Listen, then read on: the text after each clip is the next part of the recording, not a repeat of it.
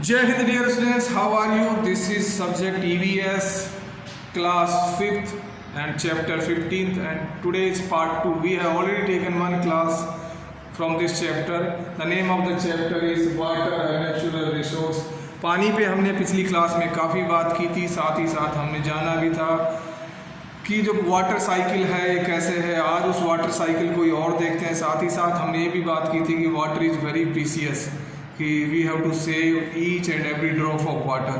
पानी की बहुत स्केर्सिटी दुनिया में, वैसे तो 70% पानी दुनिया में है, but out of that 70% only 3 to 4% water is can be used like for drinking, washing clothes, cooking and all that. Rest of the water in the form of seas and ocean that we cannot use because it's salty. So आज उसी पे हम आगे बात करेंगे, and on completion of today's topic you will come to know what is evaporation, and under the evaporation you will come to know exposed surface area, wind speed, temperature, humidity. Okay, so these are the basically the factors which affect the evaporation. And then we'll study about the condensation को देखेंगे. So let's start without wasting time. Evaporation and condensation. देखिए, evaporation को हम हिंदी में कहते हैं भाप और कंडेंसेशन को कहते हैं संघनन. अब भाप क्या होती है? जब हम पानी को गर्म करते हैं या पानी जब ओपन में होता है तो जो वाटर है वाटर वेपर में चेंज हो जाता है, उसी को बोलते हैं भाप. लेकिन ये जब वाटर वेपर ऊपर चला जाता है या हवा के संपर्क में आता है तो वापस से कूल डाउन हो जाता है ना. कूल डाउन होता है तो वापस से ये बेसिकली वाटर बन जाता है, उसी को बोलते हैं कंडेंसेशन. कंडेंसेशन और इवापोरेशन के बारे में और जानेंगे. So let's start. Evaporation is the process of changing of water into water vapor on heating. Evaporation means भाप बनना. Evaporation is the process, एक प्रक्रिया है, of changing of water into water vapor. पानी का वाटर वेपर में बदल जाना, यानी कि भाप में बदल जाना, ऑन हीटिंग, गर्म करने पे. इसी प्रक्रिया को इवापोरेशन कहते हैं. आपसे पूछा जा सकता है in English what is evaporation, so you will answer like that. Evaporation is the process of changing of water into water vapour on heating. गर्म करने पर पानी की भाप में बदल जाने को ही इवापोरेशन या इवापोरेशन कहते हैं. ठीक है. When the sun heats the water on the earth's surface, the water converts into water vapors which are taken up by the air. When the sun heats the water on the earth's surface, अर्थ की surface पे जो भी पानी हो अर्थ की surface पे ही है. सी में है तो अर्थ के सरफेस पे है, ओशियंस में है, वेल में है, basically that is underground water, lakes and whatever the ponds, ये सब अर्थ के सरफेस पे पानी है. सो यहाँ पे बात हो रही है when the sun heats the water on the earth surface. जब सूरज पानी को गर्म करता है जो कि वाटर सरफेस अर्थ के सरफेस पे है, the water converts into water vapours. पानी किस में चेंज हो जाता है? वाटर वेपर्स, यानी कि भाप में बदल जाता है. Which are taken up by the air, और वो एयर के द्वारा ले लिया जाता है, या हम कह सकते हैं कि एयर में मिक्स हो जाता है. ठीक है. So the amount of water vapour in the air is called humidity. इसी को ह्यूमिडिटी या नमी कहते हैं, आर्द्रता कहते हैं. ह्यूमिडिटी को हिंदी में कहते हैं नमी या आर्द्रता, है ना. सो एयर के अंदर जो वाटर बेसिकली मिक्स हो जाता है उसी को हम कहते हैं ह्यूमिडिटी. कई बार देखा होगा, हमने बात करते हैं कि आज ह्यूमिडिटी ज़्यादा है, आज कम है. तो जब ह्यूमिडिटी एटमॉस्फेयर में ज़्यादा हो जाती है तो एक चिपचिपा सा हमें फील होता है, तो so we feel uncomfortable, uneasiness सा हम फील करते हैं. सो यहाँ पे बात हो रही है the amount of water vapour in the air is called humidity. जितना अमाउंट ऑफ वाटर एयर में मिक्स होगा वही उसकी ह्यूमिडिटी होगी. तो अगर amount of water in the air ज़्यादा होगा तो ह्यूमिडिटी ज़्यादा हो जाएगी, amount of water in the air कम होगा तो ह्यूमिडिटी कम हो जाएगी. लेकिन जब ह्यूमिडिटी एक सर्टेन लेवल से ज़्यादा हो जाती है हमें कंप्लीटली अनइजीनेस फील होता है, अनकंफर्टेबल हम फील करते हैं. ठीक है. स्पेशली इन नॉर्थ साइड में जो मंथ ऑफ स्पेशली मई और जून है, जून वाला जो महीना होता है उसमें एयर में काफ़ी ह्यूमिडिटी होती है. आई थिंक आप ह्यूमिडिटी को समझ गए होंगे. We feel uncomfortable when humidity is high. जब ह्यूमिडिटी आर्द्रता या नमी ज़्यादा होती है तो हम अनकंफर्टेबल, असुविधाजनक महसूस करते हैं अपने आप को. ठीक है. When your mother hangs wet cloth in sun, they dry up because water in the clothes changes into water vapor. So when your mother hangs wet cloth in sun, they dry up because water in the clothes changes into water vapor. तो जब when your mother hangs wet cloth, गीले कपड़े बाहर Hanks करती हैं, basically सुखाती हैं, they dry up because water in the clothes changes into water vapours. वो सूख जाते हैं। क्यों सूख जाते हैं? कि उनके अंदर जो पानी है, गीले कपड़ों के अंदर जो पानी है, वो पानी क्या हो जाता है? वाटर वेपर में चेंज हो जाता है। दिस इज़ द रीज़न कि वो क्लोथ्स ड्राई हो जाते हैं, सूख जाते हैं। ठीक है। So evaporation is faster when humidity is less. यहाँ पे बताया गया है कि अगर ह्यूमिडिटी ज़्यादा होगी तो इवापोरेशन कम होगा, ह्यूमिडिटी कम होगी या हवा में नमी या आर्द्रता कम होगी तो जो इवापोरेशन है फास्ट होगा। क्यों होगा? देखिए, ह्यूमिडिटी से हम ये समझे कि the amount of water which is present in the air is called humidity या नमी बोलते हैं। सो ऑलरेडी अगर हवा में पानी है तो ऑफ कोर्स इवापोरेशन स्लो होगा, इसलिए जितनी ज़्यादा हवा ड्राई होगी या ह्यूमिडिटी कम होगी, जो इवापोरेशन जो प्रोसेस है वो फास्ट होगा। यहाँ पे यही बताया गया है। ठीक है। अब देखिए, कुछ फैक्टर्स हैं जो इवापोरेशन को अफेक्ट करते हैं, है ना। तो उन फैक्टर्स को जानने के लिए हमारी बुक में 3 एक्टिविटी दी गई है। उन 3 एक्टिविटीज़ को हम समझेंगे और पढ़ेंगे। फैक्टर का मतलब ये है कि कुछ ऐसे फैक्टर हैं जिससे कि इवापोरेशन कम और ज़्यादा होता है। जैसे फॉर एग्जांपल, अगर किसी क्लोथ्स का जो सरफेस एरिया है, उस सरफेस एरिया को अगर ज़्यादा होगा तो जो इवापोरेशन है वो फास्ट होगा, या विंड स्पीड अगर ज़्यादा है या विंडी है तो इवापोरेशन फास्ट होगा। तो इन्हीं फैक्टर्स को जानने के लिए कि what are the factors which are affecting the evaporation, there are few activities given in the books, उनको हम 1 बाय 1 डिस्कस करते हैं। तो सबसे पहली जो एक्टिविटी है वो है कि to show that evaporation is faster when surface layer is exposed. बताया गया है कि जितना सरफेस लेयर या सरफेस एरिया ज़्यादा एक्सपोज्ड होगा, इवापोरेशन फास्ट होगा। यानी कि सरफेस एरिया कम एक्सपोज्ड होगा सन को तो इवापोरेशन कम होगा, सरफेस एरिया ज़्यादा एक्सपोज्ड होगा सन को तो इवापोरेशन फास्ट होगा। सो उसी के लिए पहली एक्टिविटीज है। Let's start. So take 2 wet pieces of cloth. हमें 2 गीले कपड़े के पीस लेने हैं। Straighten up 1 and hang it on the line. एक को हमें सीधा करना है, बेसिकली उसको एक्सपेंड करना है, उसको खोलना है, उसको लाइन पे हैंग कर देना है। Hang the other one without straightening it. जो दूसरा गीला कपड़ा है उसको स्ट्रेटनिंग नहीं करना है, यानी कि एक्सपेंड नहीं करना है, खोलना नहीं, उसको ऐसे ही फोल्ड किए हुए उसको बेसिकली हैंग कर देना है। कीप इट फोल्डेड, उसको फोल्ड रखे हुए उसको हमें हैंग कर देना है। After some time we observe that the piece of cloth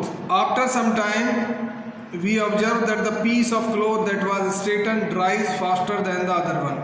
कुछ समय बाद हम देखेंगे कि जो पीस को हमने स्ट्रेट कर दिया गया था, अनफोल्डेड किया था, वो क्विकली ड्राई हो गया है, comparing to the piece of cloth which was not straightened, जिसको हमने अनफोल्ड नहीं किया था, जो जौका था फोल्ड पोजीशन में ही हमने उसको हैंग कर दिया था। तो यहाँ पे प्रूव हो रहा है कि जितना ज़्यादा सरफेस एरिया होगा which will be like open to sun, उतना ही ज़्यादा इवापोरेशन होगा। हमने यहाँ पे देखा कि जो दोनों गीले कपड़े थे, लेकिन एक कपड़े को हमने स्ट्रेटन कर दिया, सीधा कर दिया, अनफोल्ड कर दिया, ओपन कर दिया, उसको हमने रस्सी पे डाल दिया, हैंग कर दिया, तो क्विकली ड्राई अप हो गया इवापोरेशन के कारण। लेकिन जो दूसरा कपड़ा है वो जो कहते हैं फोल्ड पोजीशन में ही उसको हमने हैंग किया है, तो उसको जो एक्सपोज्ड एरिया था वो ज़्यादा नहीं मिला। एक्सपोज एरिया कम है, तो एक्सपोज एरिया कम होने की वजह से उसका जो इवापोरेशन है वो ठीक से नहीं हो पाया। ओनली जितना एरिया एक्सपोज्ड हुआ उसी से थोड़ा बहुत पानी इवापोरेट हुआ, वाटर वेपर में चेंज हुआ। सो है ना, वी अंडरस्टूड वेरी वेल। जो सेकेंड एक्टिविटी है ये बता रही है to show that water evaporates when left in the open. ये दूसरी एक्टिविटी हमें ये बताएगी कि अगर हम वाटर को ओपन में छोड़ते हैं तो इवापोरेशन है वो फास्ट होता है, या इवापोरेशन मोर होता है, ज़्यादा होता है। कैसे, इसको देखते हैं। Take water in a dish and place it under the sun in the open. एक डिश में, एक बर्तन में हमें पानी लेना है और उस बर्तन को हमें ओपन एरिया में रख देना है, जहाँ पे बेसिकली उसको सन को एक्सपोज्ड हो। आफ्टर सम डेज, कुछ दिनों के बाद देखते हैं, we notice that the dish is empty. कुछ दिनों के बाद हम देखेंगे कि वो जो बर्तन जिसमें पानी था वो खाली हो गया है। Where did the water go, हमसे पूछा गया कि पानी कहाँ चला गया। ऑफ कोर्स पानी है वो वाटर वेपर में चेंज हो गया, पानी की भाप बन गई। The water evaporated from the dish due to the heat of the sun, water का इवापोरेशन हो गया, डिश में जो वाटर था उसका इवापोरेटेड हो गया due to the heat of the sun, सूर्य के तापमान या सूर्य की गर्मी के कारण। It changes into water vapour, और इट मीन्स जो पानी था वो चेंज हो गया किसमें, वाटर वेपर में। तो यहाँ पे जो एक्टिविटी है, एक्टिविटी 2, ये हमें बता रही है कि अगर हम पानी को खुले एरिया में रखते हैं which is expose to sun, so जो इवापोरेशन है वो फास्ट होगा और ज़्यादा होगा। That means water evaporates when left in the open, यही यहाँ पे बताया गया है। अगर हम किसी बर्तन में पानी लेकर उस बर्तन को किसी रूम के अंदर रख देंगे या किसी इनक्लोज्ड स्पेस में रख देंगे तो डेफिनेटली उसका जो इवापोरेशन होगा that will be very slow. So like for the good evaporation the water should be in the open area, that means in other words we can say कि like to be exposed more to the sun। Next जो activity है, activity 3, to show that evaporation is faster when it is windy. ये activity ये बता रही है कि अगर विंडी है यानी हवाएं तेज चल रही है या हवा की स्पीड ज़्यादा है तो इवापोरेशन जो प्रोसेस है, इवापोरेशन की जो प्रक्रिया है वो फास्ट होगी, ठीक है, comparing to the less windy. इसी को समझते हैं। Take 2 dishes with equal quantity of water in both of them, 2 बर्तन लेने हैं और दोनों में हमें बराबर मात्रा में पानी लेना है। Keep 1 dish under A fan and the other 1 away from the fan, उनमें से एक बर्तन को जिसमें पानी है एक फैन के नीचे रख देना है और दूसरी डिश को फैन से दूर रख देना है, यानी कि उसके ऊपर फैन नहीं है। Keep 1 dish under A fan and the other 1 away from the fan, एक को फैन के नीचे रख देना है और एक को फैन से दूर रखना है, ठीक है। What do you notice after an hour, 1 घंटे के बाद आप क्या नोटिस करेंगे? We see that water evaporated from the dish that was kept under the fan, हमें देख पाएंगे कि जो डिश हमने फैन के नीचे रखी थी उससे वाटर का इवापोरेशन हो गया है, पानी उससे भाप बन के उड़ गया है। Comparing to the dish which was away from the fan, या जो फैन के नीचे नहीं रखी गई थी। तो यहाँ पे प्रूव हो जाता है कि जितना ज़्यादा विंड स्पीड होगी या जितना ज़्यादा विंडी होगा evaporation of water will be more और फास्टर। जो इवापोरेशन का जो प्रोसेस है, जो प्रक्रिया है वो फास्टर होगी और ज़्यादा होगी। मतलब विंडी ज़्यादा होगा तो इवापोरेशन ज़्यादा होगा, फास्ट होगा। विंडी कम होगा या हवा की स्पीड कम होगी या विंड स्पीड लेस होगी तो इवापोरेशन कम होगा, ठीक है। So we can say that the factors affecting evaporation are, तो कंक्लूजन ये निकला कि वो कौन कौन से फैक्टर हैं जो इवापोरेशन को अफेक्ट करते हैं, इवापोरेशन को प्रभावित करते हैं। सबसे पहली चीज़ expose surface area, surface area जितना ज़्यादा एक्सपोज होगा सन को उतना ही ज़्यादा इवापोरेशन होगा, ये पहली चीज़ है। So expose surface area is the first factor which is affecting evaporation. दूसरी चीज़ विंड स्पीड, जितनी ज़्यादा हवा की स्पीड होगी उतना ज़्यादा इवापोरेशन होगा। अगर हवा की स्पीड कम होगी तो इवापोरेशन कम होगा, हवा की स्पीड ज़्यादा होगी तो इवापोरेशन ज़्यादा होगा।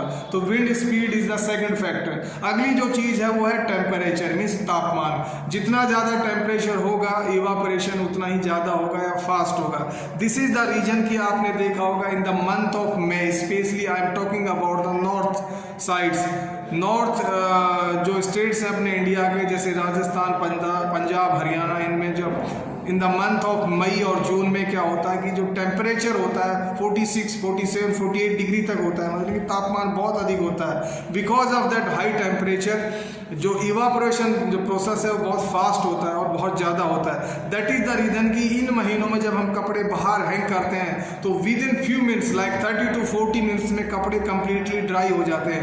Where as if you talks in like winter season, अगर विंटर सीजन की हम बात करते हैं तो हमारे कपड़े जब हम उनको बाहर हैंग करते हैं तो दे takes hours like 8 hours, 10 hours, sometimes they takes 1 day to dry up. So this is the big difference. Why? Because of the temperature. Because in summer season the clothes are not getting enough temperature.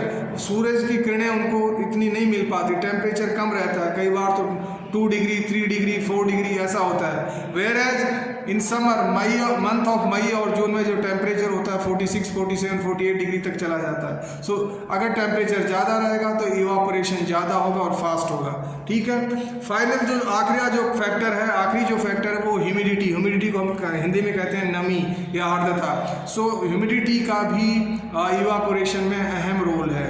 Humidity वो होती है the amount of water in the air is called humidity. जितना amount of water air में mix हो जाता है वही उसकी ह्यूमिडिटी होती है। अगर ह्यूमिडिटी हाई है तो जो इवापोरेशन है वो कम होगा, अगर ह्यूमिडिटी कम है तो इवापोरेशन फास्ट होगा। That means humidity is also playing a good role in the evaporation process. एक और चीज़ है ह्यूमिडिटी के बारे में, अगर ह्यूमिडिटी ज़्यादा हो जाती तो वी फील अनइजीनेस और अनकंफर्टेबल, ये भी हमने जाना। सो there are 4 factors which is given in book which are affecting the evaporation. पहले जो चीज़ है वो एक्सपोज सरफेस एरिया, दूसरा जो चीज़ है विंड स्पीड, तीसरा जो पॉइंट है टेम्परेचर और लास्ट जो पॉइंट है ह्यूमिडिटी। Next condensation. अब हम देखते हैं कंडेंसेशन। कंडेंसेशन को हिंदी में हम कहते हैं संघनन। एक सम वाटर इन ए पैन, एक कढ़ाई या एक बर्तन में हमें कुछ पानी लेना है with the help of an adult. किसी एडल्ट वयस्क की हमें मदद लेनी है। एडल्ट उनको कहा जाता है जिनकी उम्र 18 साल या उससे अधिक हो जाती है। Heat it on a gas stove. Adult की मदद लेके उस पानी को गैस स्टोव पे गर्म करना है।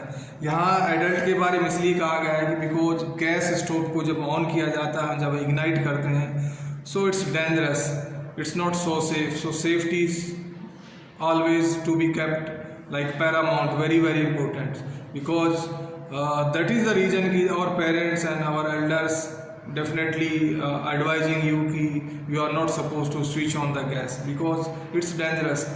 By mistake if you left the gas on, it may be explode.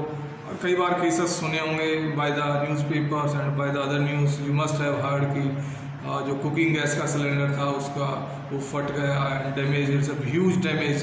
कई बार तो लाइक पूरी फैमिली इंजर्ड हो जाती है, डेथ हो जाती है। That is the reason the book is advising us कि you don't do your own, take the help of any adult while you are doing this activity. So let us take some water in a pan. एक बर्तन में पानी लेना है with the help of an adult, heat it on a gas stove, और gas stove पे इसको गर्म करना है उस पानी को। Place a plate over the pan. जो कढ़ाई है या बर्तन है उसके ऊपर एक प्लेट रख देनी है जब हम पानी को गर्म करें। What do you notice when you remove the plate after some time. कुछ समय के बाद जब आप उस प्लेट को निकालेंगे, हटाएंगे, तो आप क्या नोटिस करेंगे? We see tiny droplets of water on the underside of the plate. Plate की अंडर साइड, नीचे की तरफ जो सतह है उस पर tiny drop of water accumulate हो गए हैं। पानी की छोटी छोटी बूंदें उस प्लेट पे, पूरी प्लेट्स पे ऐसी अक्मुलेटेड हो गई है।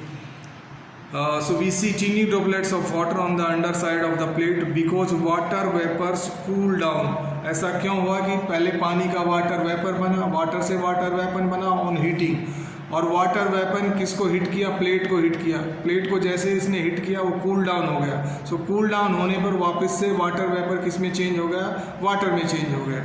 ठीक है,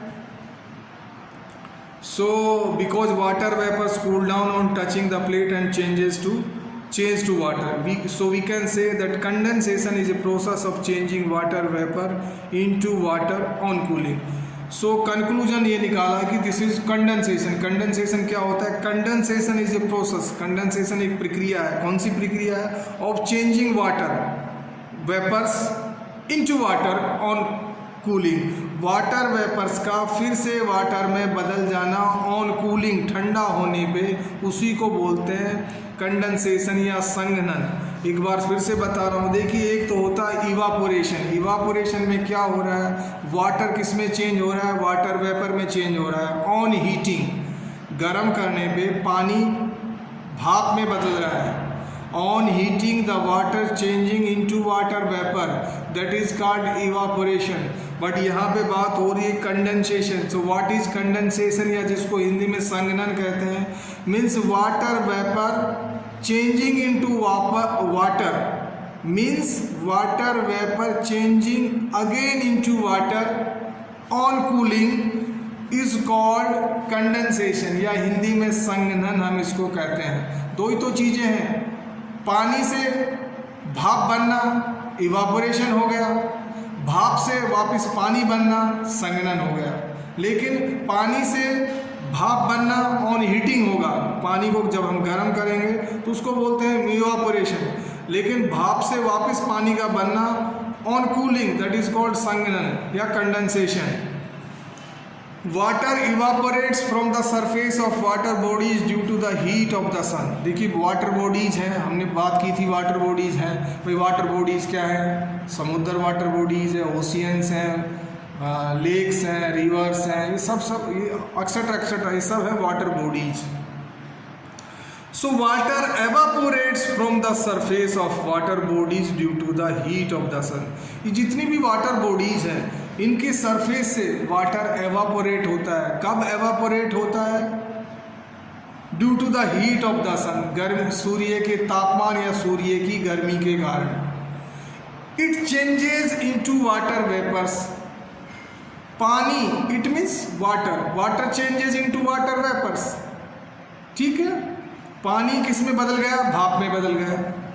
as the vapours rise up, as the vapours rise high up in the air, जैसे ये वेपर्स या ये भाप ऊपर उठती है, राइज होती है high up in the air, हवा में, दे कूल डाउन, हवा में जाने के बाद वो कूल डाउन हो जाती है।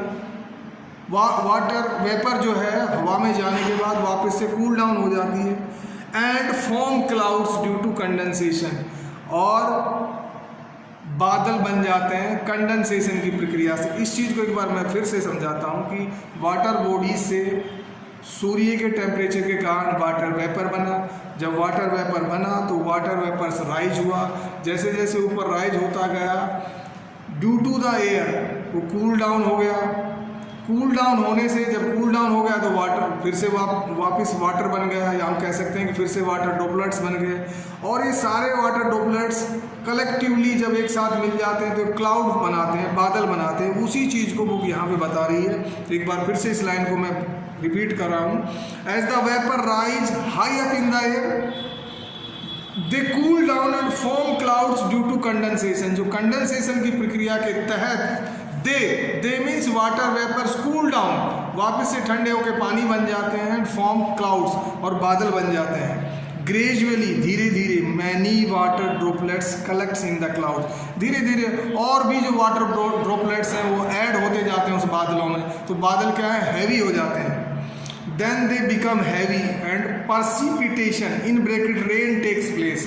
जब वो बादल हैवी हो जाते हैं तो रेन टेक प्लेस, या इसको हम बोलते हैं पर्सिपिटेशन। भाई पर्सिपिटेशन को हिंदी में हम कह सकते हैं तेजी से। हमने पढ़ा था लास्ट क्लास में व्हाट इज पर्सिपिटेशन, एक बार मैं रिवाइज कर देता हूँ। So precipitation is falling of water on the earth.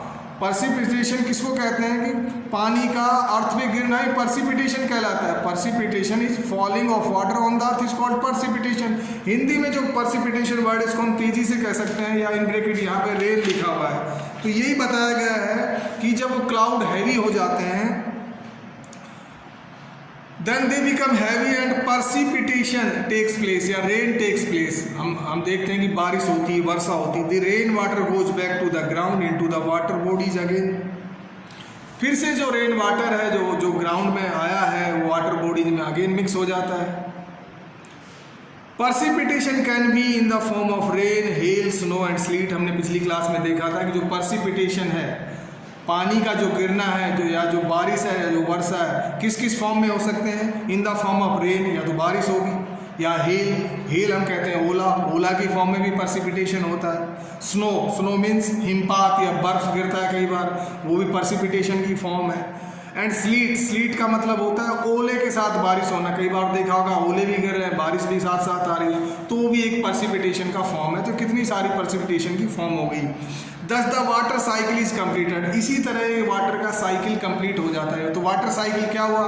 Water bodies से, सन की हीट से वाटर वेपर बना, वाटर वेपर बना के वाटर वेपर ऊपर उठा, राइज हुआ, ऊपर जाके वाटर वेपर कूल डाउन हो गया, कूल डाउन से अगेन वाटर ड्रॉपलेट्स में चेंज हो गया, वाटर ड्रॉपलेट्स में चेंज हो गए क्लाउड फॉर्म बन गए, क्लाउड जब हैवी हो गए तो वापस से पर्सिपिटेशन के फॉर्म में बारिश हुई अगेन, फिर से वो पानी वाटर बॉडीज में मिक्स हो गया। तो this is the water cycle, यही एक चक्कर चलता रहता है। This is a continuous process, एक लगातार प्रोसेस है, प्रक्रिया है। Due to the water cycle the level of water never reduces on the earth surface. इसी वाटर साइकिल के कारण, इसी जो जल का जीवन चक्र है, इसी जीवन चक्र के कारण जो लेवल ऑफ वाटर, जो जमीन के अंदर पानी का लेवल है, इट इज मेंटेन्ड। बुक बोल रही है कि due to the water cycle the level of water never reduces on the earth surface. तो जमीन के सरफेस पे जो पानी है या उसका लेवल है, because of this water cycle is maintained, ये मेंटेन रहता है या कम नहीं होता है। बट ऑनेस्टली या practically I am telling you dear students, as our population is increasing day by day, हमारी जनसंख्या बढ़ रही है, and we are cutting down the plants, we are cutting down the forest, that is known as deforestation. तो हम एक nature का balance खराब कर रहे हैं, नेचर को अनबैलेंस कर रहे हैं। So because of that there is no doubt the water level, like especially the groundwater, which is underground water, that is going down, because we are responsible for that, because हमने nature का जो balance है उस balance को ख़राब किया है। And buildings are becoming more and more factories, we are polluting the environments, we are cutting down the plants, we are deforesting all these things. So हम सब ये सब क्या हो रहा है बेसिकली कि जो नेचर का एक बैलेंस है वो ख़राब कर रहे हैं। Because of this unbalancing of the nature what is happening कि कई बार ड्रॉट्स, अकाल पड़ जाता है किसी पर्टिकुलर एरिया में, कहाँ पे कहीं किसी जगह पे फ्लड्स आ जाते हैं, बाढ़ आ जाती है, तो जो रेन है वो इक्वल नहीं हो पा रही, and we are somehow we are responsible for that. So the book is telling कि the level of the surface water is maintaining because of this water cycle. It's okay what is written in the book, I respect, but practically honestly I am telling that things are like opposite what is written in the books. उसके उल्टा है कि भाई the ground water is also like decreasing. I am not talking about the seas and ocean, I am talking about the fresh water. The water which are having the 3 to 4% of the 70% water. I am talking about that fresh water which is in the form of lakes, ponds, groundwater and all that. So that is decreasing, and the reasons are very clear that the population is increasing and there are a lot of other factors.